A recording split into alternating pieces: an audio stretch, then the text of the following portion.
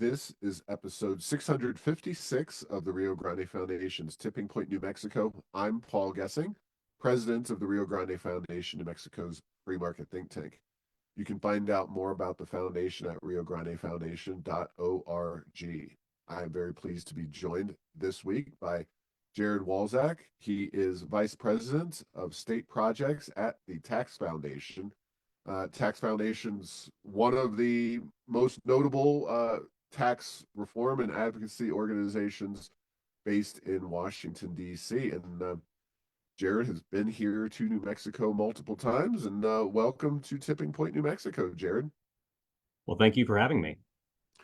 Yeah, well, we're always looking for interesting ways to address New Mexico's myriad tax issues, especially given the amount of oil and gas revenue that the state has.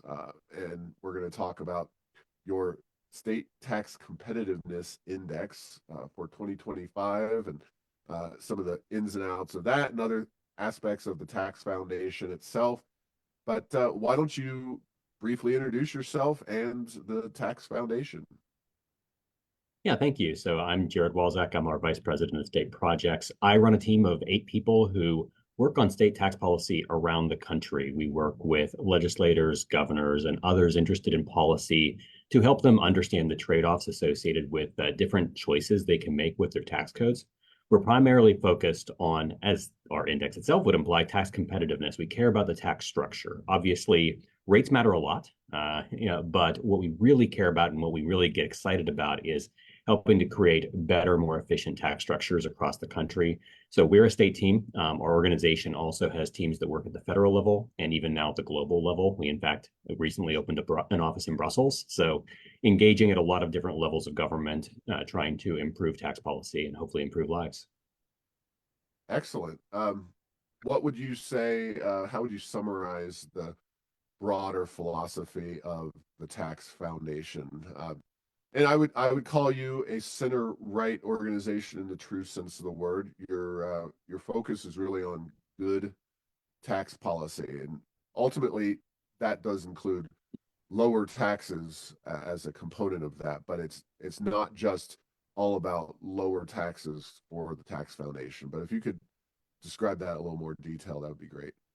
Yeah, that's absolutely right. We're an organization with some certain principles on taxation. We want taxes to be simple, neutral, transparent, stable, and ultimately pro-growth. And the taxes themselves are not creating growth, but the choice of tax structure can affect economic growth in different ways. So that's, again, rates, but it's also how you structure the tax. And I'm sure we'll get into a number of the structural issues in New Mexico's taxes and how that changes competitiveness, because for each dollar you raise, you can have more or less of an impact on your economy. So we do care about that growth. We do care about economic opportunity. And going back to that principle of neutrality, ideally, the tax code exists to raise revenue, but a lot of taxes do a lot more than that. They create distortions in the economy. And there are a few taxes where that's what policymakers want, for good or for ill. A lot of what we call sin taxes, there is this desire to change behavior.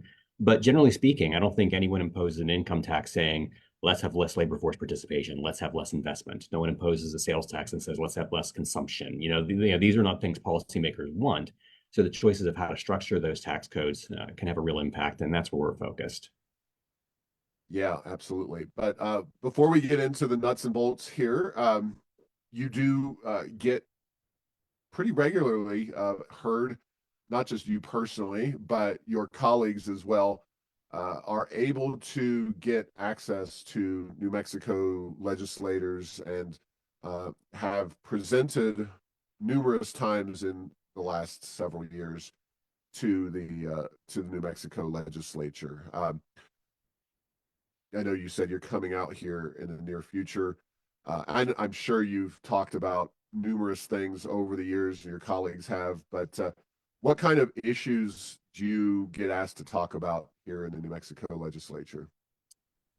Well, there are a lot of them, and I'll tell you that they've been difficult to tackle. Some of them have been obvious, like the sales tax in New Mexico called the gross receipts tax. And of course, you all know that it is a modified tax. It's sort of some sort of a hybrid halfway between a sales and a gross receipts tax. And that gross receipts element, that significant taxation of those intermediate transactions, is atypical. The degree to which that happens in New Mexico, and very uncompetitive. So we've talked about ways to improve that tax to make it less of a drag on productive activity taking place in the state.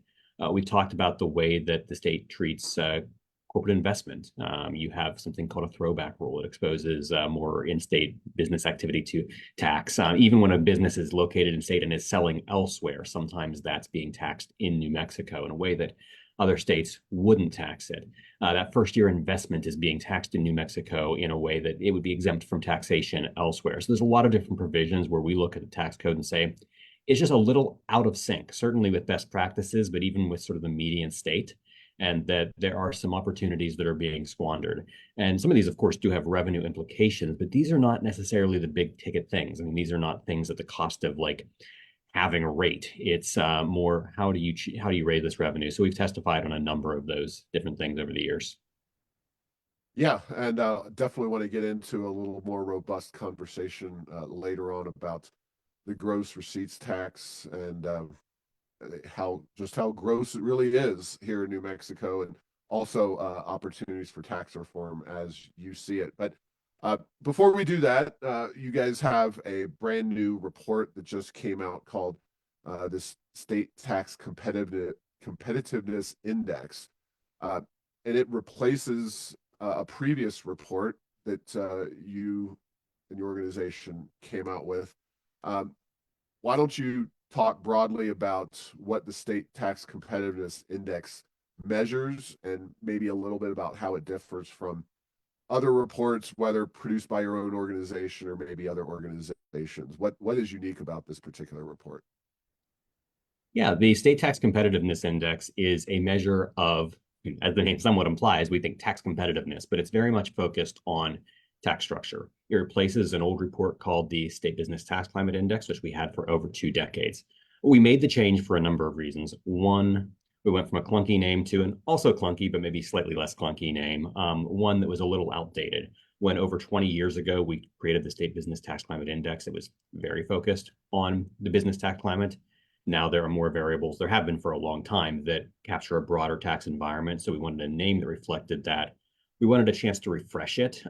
We make methodological improvements every year under the old index, and we publish what those all were. But importantly, there have been so many changes in the tax environment in recent years. I mean, there's a state with a digital advertising tax. There's discussions of various other digital taxes, including changes in sales tax basis to include more digital products. There's discussions of wealth taxes. There's significant changes in the taxation of international income. There's more nuance and variation in how states do sales tax. Remote work is a bigger issue, and there's a lot of different ways that you can track tax structure surrounding the taxation of remote and non-resident earners. And we wanted an opportunity to refresh the index, make it a little more nuanced, more granular. We kind of especially refreshed the way we treat unemployment insurance taxes. I think made that component of it a lot better. So it was an ability to sort of break away and say, we're making some more changes than we would year to year in the old publication, but also to go forward and say, we're going to change how you get to access this. It's not a PDF anymore. I mean, there is a PDF, but there's a really interactive version on our website that you can go and you can pull up your state and get a little summary of why it ranks the way it does. You can also do comparisons. You can say, let's compare New Mexico to Arizona on like 150 different variables, 150 different provisions in the tax code. Or let's drill down on one of those, or some small cluster of those, like net operating loss provisions, and say, how do all of the states compare on that provision? We think that sort of interactive aspect is going to help a lot, because what we really see the index as is a sort of guidebook or a roadmap. I think the rankings help. People like to see, do we rank in the top 10, top 20? How do we move? New Mexico's number 31. How do we be more competitive on that? But hopefully you start with the number and you move towards saying, where are we an outlier in good and bad ways? How can we improve our tax code? What are our neighbors maybe getting right that we're getting wrong? I think the index is really valuable in those ways. So on your index, I'll just cut through it. Overall, New Mexico ranks 31st. Our corporate taxes are 22nd in ranking. Individual income tax is 37th. Sales taxes, as we know it, are GRT, gross receipts tax, 41st. Property tax is second. Again, New Mexico tends to be pretty low relative to other states on property taxes, and then our unemployment insurance tax is 16th. So based on this and your findings, we're obviously at the lower level when it comes to overall tax policy, with our individual income tax and sales tax slash gross receipts tax really being our most formidable problems, which also happen to be the most impactful and largest revenue sources, at least at the state level. Yeah, that's absolutely right. I mean, the obvious place to start is that your gross receipts tax, again, a sort of hybrid sales and gross receipts tax, is just very atypical. Sales taxes in the United States are not pure. Every sales tax in the country includes a substantial percentage of business inputs. These are these intermediate transactions that businesses make so that they can produce a product that is ultimately sold to a final consumer. Nationally, about 41% of all sales subject to sales tax are those business inputs. But in New Mexico, it is dramatically higher than that. It is, a strong majority of all of those transactions that are, those intermediate inputs. And why this matters, it's not just like, oh, should businesses pay? Should individuals pay? It's because ultimately, one of two things is going to happen. Either at each stage in the production chain, this tax is going to pyramid, where it's embedded in the price of the product. And when the final consumer buys it, they're paying the tax multiple times over, depending on what sort of product it is and how many stages of production there are, or what type of industry, or what the model of that particular business is. Or sometimes that doesn't work, because if a New Mexico business is competing with an Arizona business, a Utah business, a Texas business, a lot of times, of course, the market's going to be very broad. It's going to be regional, national, international. You can buy products produced anywhere. The sales tax, we think of it as destination source. Typically, you pay the sales tax where you purchase or where you consume or use a product. But when you're taxing these business inputs, it's where that stage of production takes place. So if a New Mexico business is taxed at all these stages of production and their competitors aren't, their competitors can undercut you. They can sell it for a lower price and still make a profit. And of course, one price is largely going to prevail in the market. So you have New Mexico businesses put at a competitive disadvantage, either accepting lower rates of profit or not being able to compete, or needing to move some of their production out of state or make other modifications they wouldn't otherwise. You might vertically integrate. You might bring more things in-house so that there are fewer stages of production subject to the tax. Smaller businesses might get hurt more than larger businesses, because those big businesses can bring a lot of things in-house, and smaller businesses specialize on doing the thing they do, and they don't need to and don't want to become experts at packaging and marketing and all of these other elements of the process. So it's a discriminatory tax. It's a distortionary tax. It taxes capital investment in a way that the sales tax isn't supposed to. Economists, people in public finance, they like sales taxes. They say it's a pretty neutral tax, and they're right. But the more that you lean into these intermediate transactions, the way that New Mexico does in a sort of unusually unbalanced way, the more you change it from a consumption tax to a production tax. Whatever you tax, you get less of. And in New Mexico, you're taxing the choice to produce in state compared to producing elsewhere.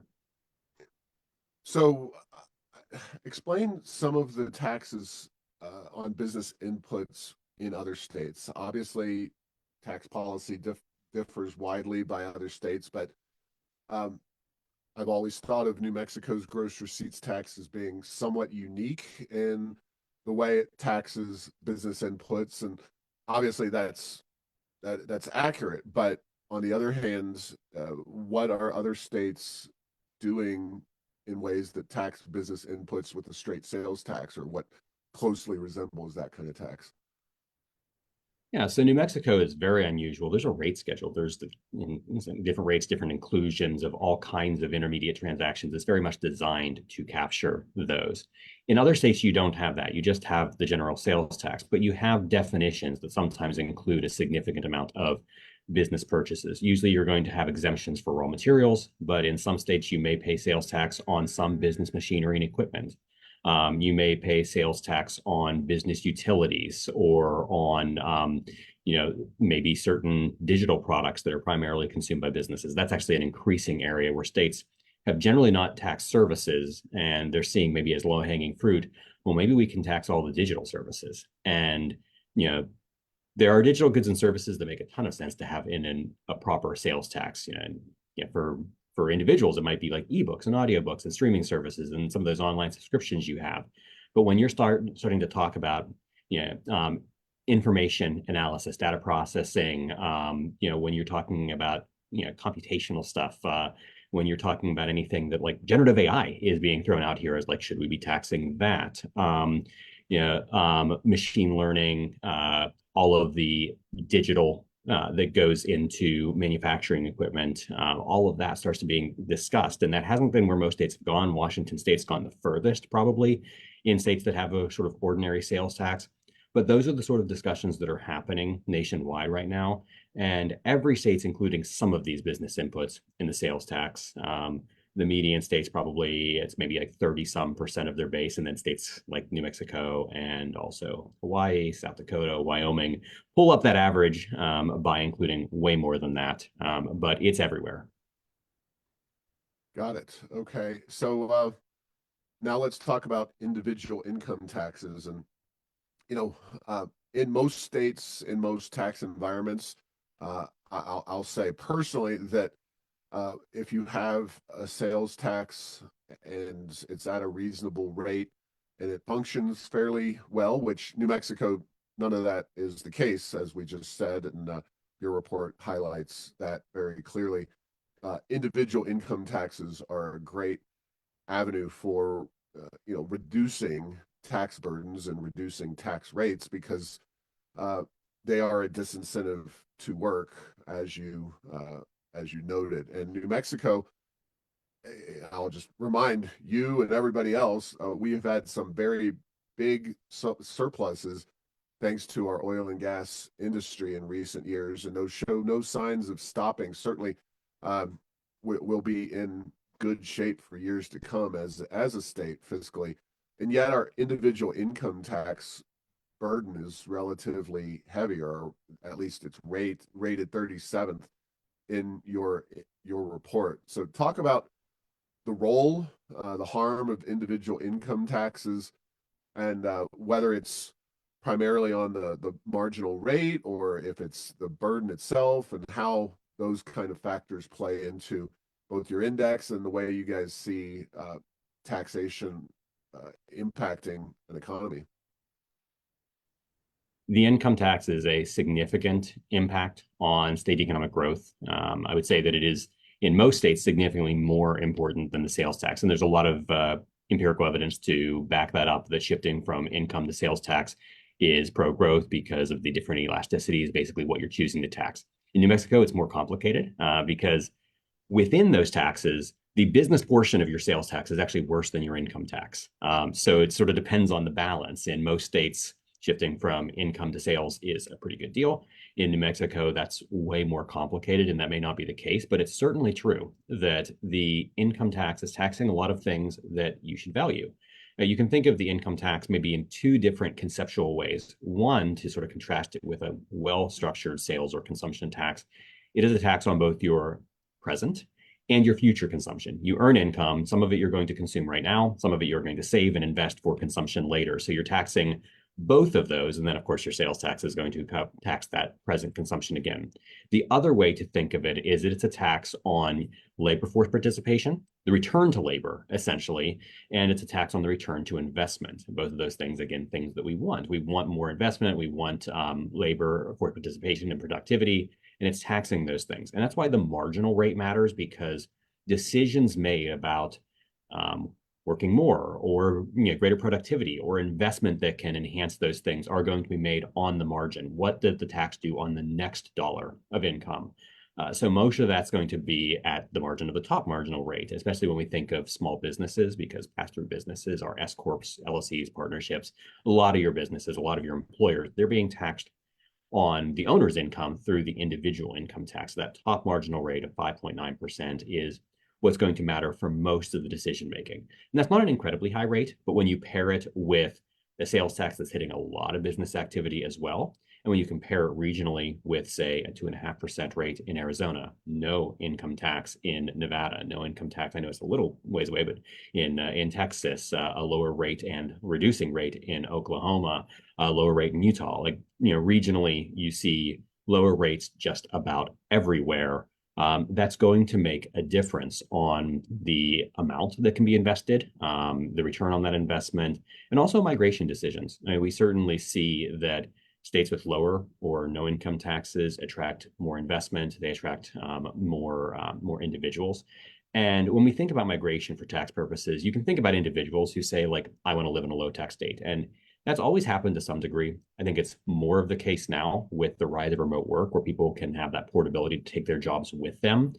But it's also about job availability. A lot of people wouldn't tell someone they moved for tax purposes. They'd say they moved for a job. But of course, if there are more jobs somewhere because the tax structure is better, because businesses have the ability to grow there, then indirectly they are moving because of the tax code. And I don't see New Mexico benefiting from that in the way that a lot of your regional peers are. Obviously, there are a lot of factors that go into a state's economy. Taxes are just one of them.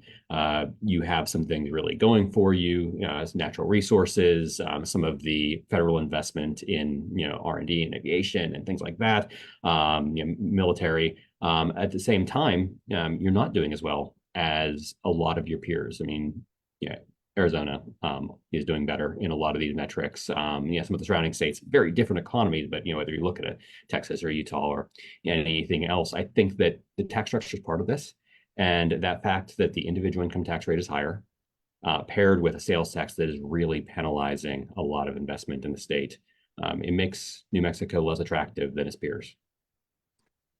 Yeah, no questions there. And as I said before, New Mexico has this revenue, this one-time opportunity, and we really need to take advantage of it. But our governor, our legislature do not seem to be able to understand some of these basic principles of tax policy. So let's briefly cover the neighboring states. New Mexico, being in the American Southwest, tends to be in a pretty competitive part of the country. Starting with Arizona, they're ranked 15th overall. Utah 16th, Texas 7th, Oklahoma 21st. The one that catches my eye, of course, is Colorado. Now, believe it or not, we took them by one place. Colorado, they're 32nd, and your report were 31st. Now, that's a little bit surprising to me. Yeah. Because Colorado does have, while it's a blue state, progressive governed state, they also have this taxpayers' bill of rights on the books, which Polis, their governor, and others have attempted to weaken over the years. But generally speaking, I've always seen Colorado as a relatively lower tax state. So talk about some of these states, and I don't know, maybe like a quick highlight or low light of some of the different features of their tax code and what makes them particularly good or bad. Maybe you don't have to go through all of them, but just kind of a tour of the Southwest, so to speak, through tax policy. Absolutely. So Colorado is an interesting ranking. You say it mentioned it's 32nd overall. And if you look at tax rates and tax burdens, they're lower than yours. They're actually pretty competitive. And there's a lot of good things you could say about Colorado. What you would also say, though, is that the tax structure is an absolute mess. And that's what's being reflected in our index, that it's convoluted, it's complex. Their sales tax, they are one of only 3 states that allow localities to have their own tax base. and their own tax collection. So anyone selling into multiple jurisdictions in Colorado theoretically has to comply individually with each jurisdiction that might be taxing different products in different places, and you've got to remit individually. Their property tax, they used to have something called the Gallagher Amendment. They have a number of other provisions that are meant sometimes to restrain property taxes, but they create these bizarre distortions to property taxes. Commercial property is taxed at many multiples of what residential property is, and then you've got to use TIFs to try to balance that out. That's a bit of a mess. Even like the taxpayer bill of rights, which constrains the growth of taxes over time. It's been very effective in doing that, but it does it in weird ways. It does a lot of refunds and rebates and temporarily suspending taxes. And one thing that Governor Polis has done that I think is good, I mean, people disagree on this, but he has, I mean, for years, there have been efforts to limit the effect of TABOR at the local level. They call it debrucing. They try to opt themselves out. At the state level, there have been a variety of measures to limit its impact, but he's paired that with actual reductions. He said, instead of go through the year and then we'll see how much revenue we have, and maybe you'll get a after the fact rebate check. You pay your income tax at a given rate, but then you get a rebate check, or we're going to change a rate for a month to try to fix it. Let's just lower the rate a little altogether. Let's make it predictable. Let's allow businesses and individuals to invest based on this lower rate, but then curtail TABOR. And I know there's a lot of disagreements on whether that's going to work in the long run, whether their taxes will be higher or lower because of it in the end. But right now, it's creating some predictability that rates are lower than they were before, and that it's lower when you are choosing to invest, not some sort of ex ante, like you didn't plan on this, you didn't make your decisions on it. So they've done some good things, but it's a very complex tax code. And there's a state where I think there's a lot of low hanging fruit. They could improve a lot on our index, but also just generally with like much lower compliance costs, fewer distortions, with very similar amounts of revenue if they just did some things to improve the tax code. And I say just, like, there's constitutional issues. It's tough, but they could do that. Is it like Utah? Doing pretty well. They're a state with all of the major taxes. They have individual and corporate income taxes. They have a sales tax. They have, of course, the property tax. They have everything, the three-legged stool, but all of them are pretty neutral. They're low rates. They have single rate, flat individual and corporate income taxes. They've been reducing them gradually over time. Sales tax is reasonably well structured, nothing at all like New Mexico's. They're sort of relatively efficiently levying all of the major taxes, and therefore they are in the top third in our rankings. Arizona, maybe a little, I mean, not as well structured, I would say, as Utah, but a very low individual income tax rate at 2.5%. As low, really, about as low as you get while having one. You're looking really at like North Dakota as a competitor or rival on that sort of rate. And they have, under the previous governor, really focused on some tax reform and tax relief. They made a number of improvements in their corporate tax structure, eliminating some of the disincentives for investment. That's been, I think, a focus area there. Oklahoma has made a lot of marginal improvements in recent years. They got rid of the throwback rule. They worked on their capital stock tax. They've tried to tackle TPP, the tangible property like machinery and equipment. They're still working on some of these things, but every year they've incrementally made some improvements. They've also lowered rates. I think they're a state that has more that they can do. And I'm actually going to be in Oklahoma City very soon talking with lawmakers about what some of the next steps could be. But they're a state that's just continually every year chipped away, finding some way to maybe not completely overhaul the system. This is not comprehensive reform, but every year, let's just do one more thing to make the state a little more competitive. And I think it's starting to show, not just in the rankings, but in the overall competitive environment in their state. And the risk, of course, for a state like New Mexico is losing ground by standing still.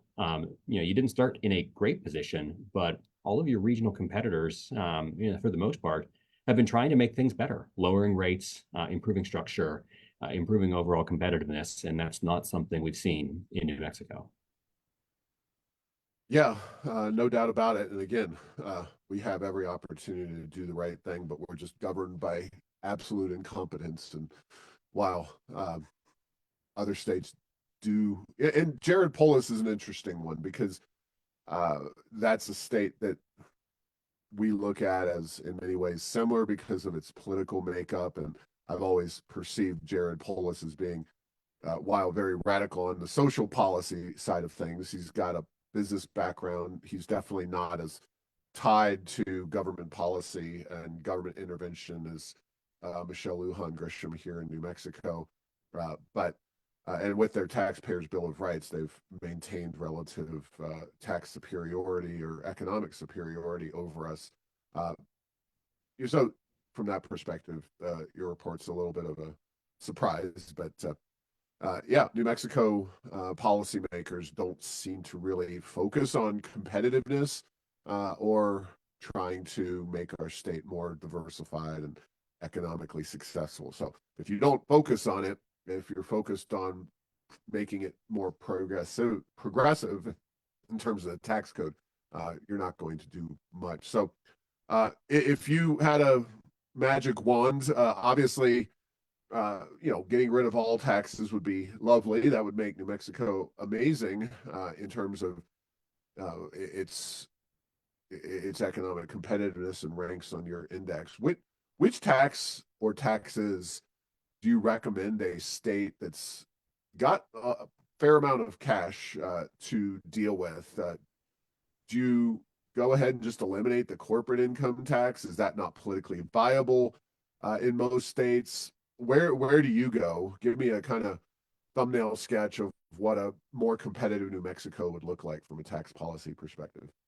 Yeah, well, if you find a way for the state to, fund its legitimate spending needs without taxes, let me know. Sounds great. But in the absence of that, I would say that if on the margin, New Mexico could roll back a little of the excesses of the gross receipts tax, if you could take some of the purest, most pyramiding business inputs out of that base, or at least reduce the rates on it, that would be a step in the right direction.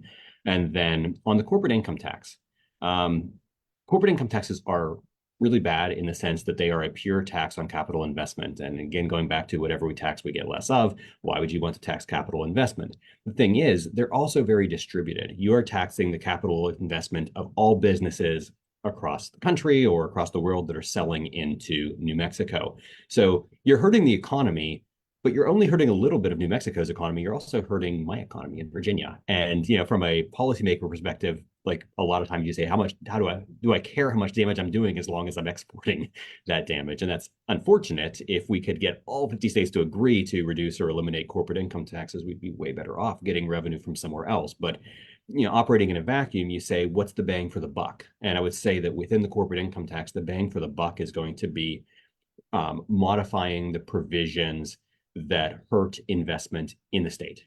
And I'd highlight two things. I'd highlight that throwback rule that I mentioned briefly previously. Basically, when you're a business, don't think of your big multinationals. This doesn't really apply to them. Your smaller, say, manufacturers or other businesses in New Mexico that are selling in other states.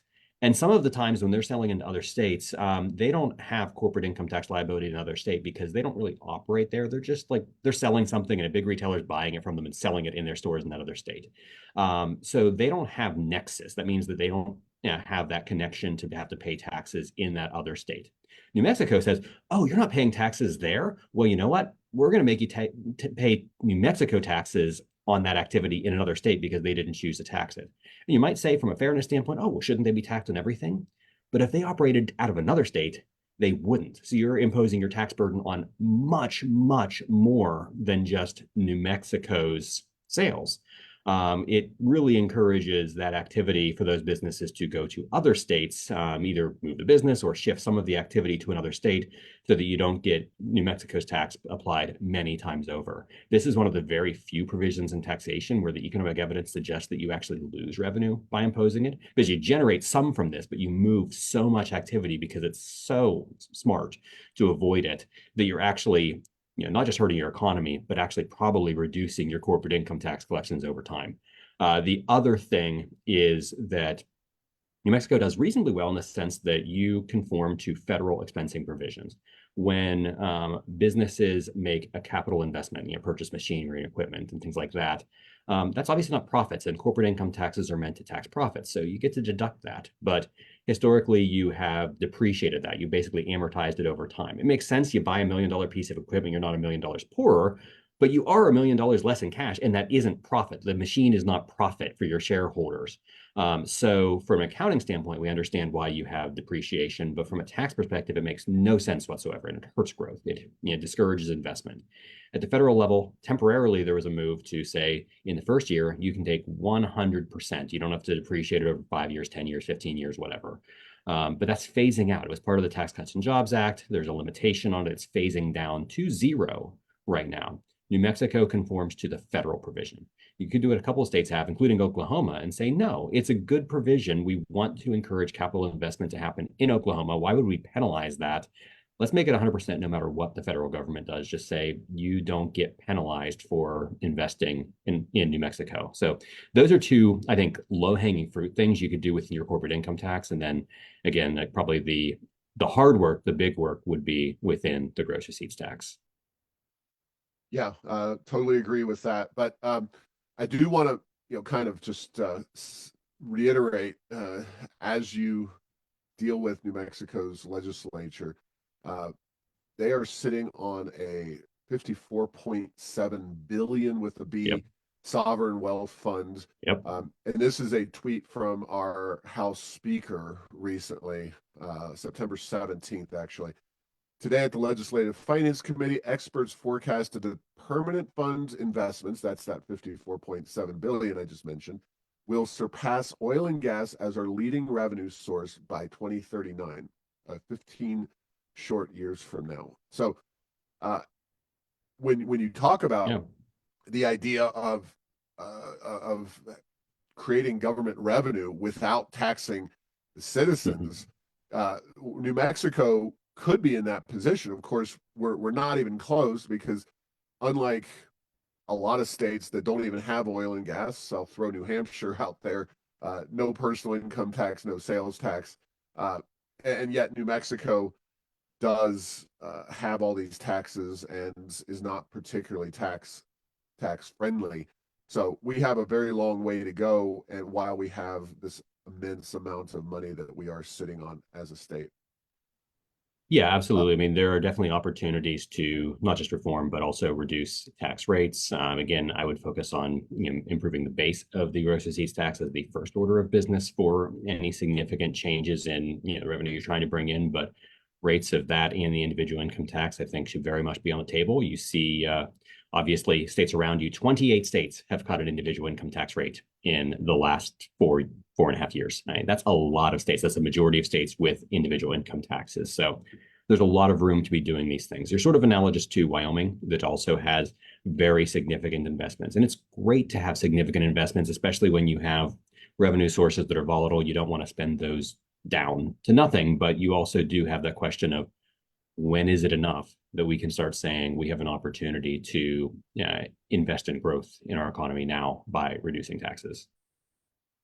Yeah, and your report does find Wyoming as being the most tax-friendly state overall. South Dakota, Alaska, then Florida and Montana. For the record, Wyoming, South Dakota, Alaska, and Florida, all the top four, have no personal income tax, which I think is, that makes a big difference, I believe. Interestingly, Montana has no sales tax, but they have a personal income tax. How did Montana manage to squeeze into the top five over a state like New Hampshire? Yeah, I mean it's again structural things. So it's that New Hampshire has very high property taxes. They're pretty good, but they're very high property taxes to help offset this. They also have two different corporate taxes. One of them, the business profits tax, basically looks like a corporate income tax. One, the business enterprise tax, is like somewhere halfway between a VAT and a GRT. If it was a VAT, that might be okay, although it's hard to do at the state level.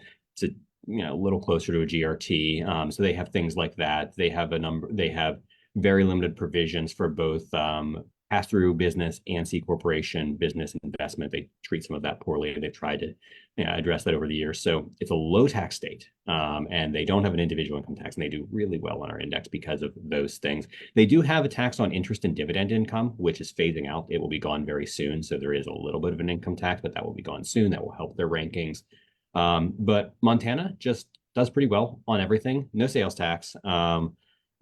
They've improved their individual income tax. They've been able to reduce that in recent years and flatten that income tax.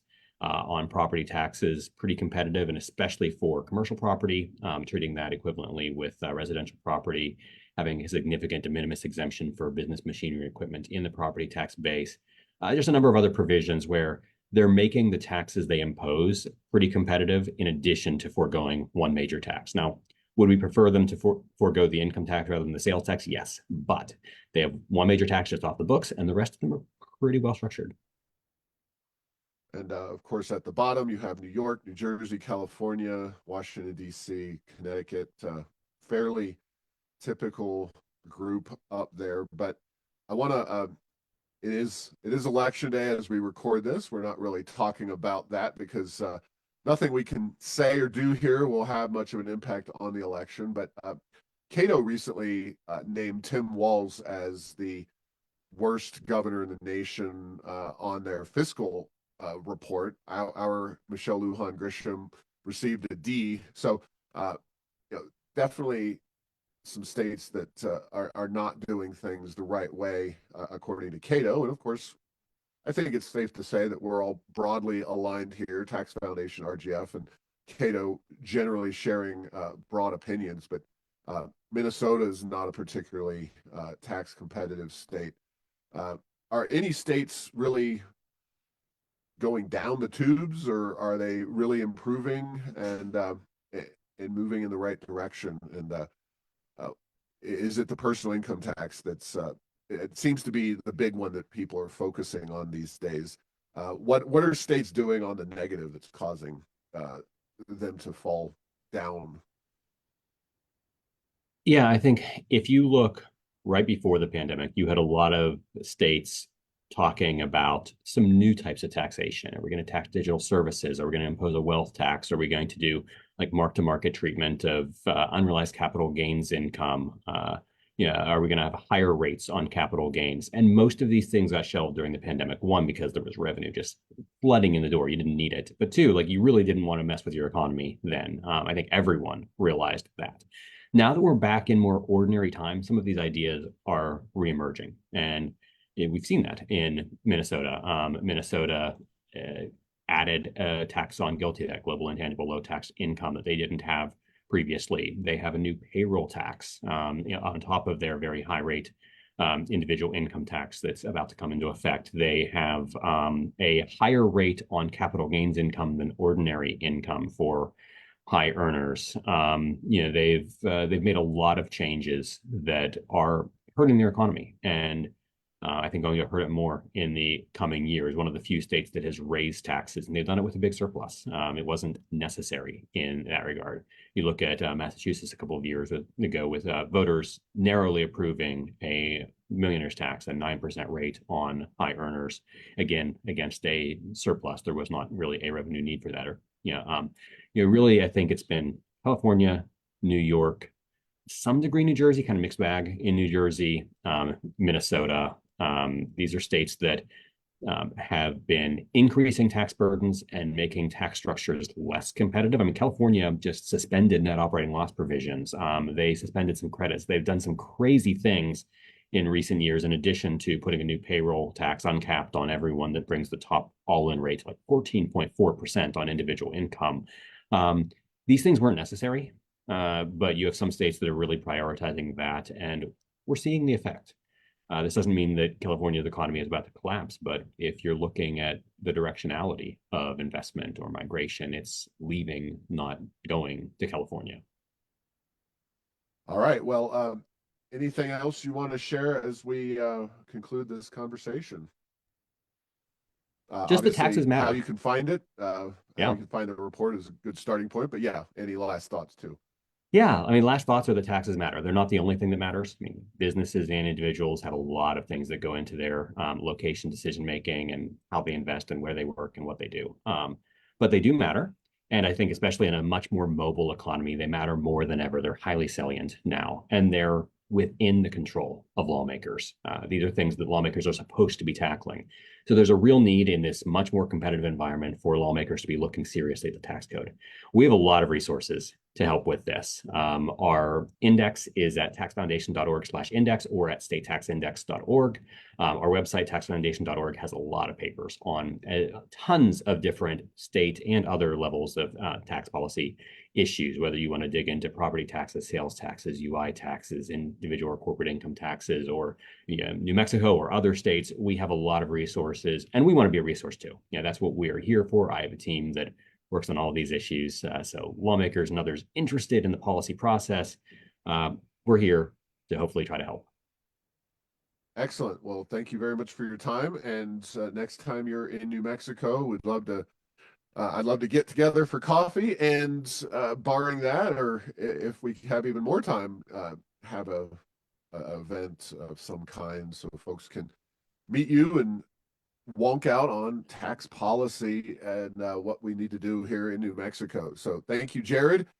Thank And you. thanks for listening to this week's episode. Find all episodes at tippingpointsnm.com or at the Rio Grande Foundation's YouTube channel. Subscribe to the show at Apple, Stitcher, or tell Google Home to play Tipping Point New Mexico. Thanks to Path 3 Marketing for producing this show.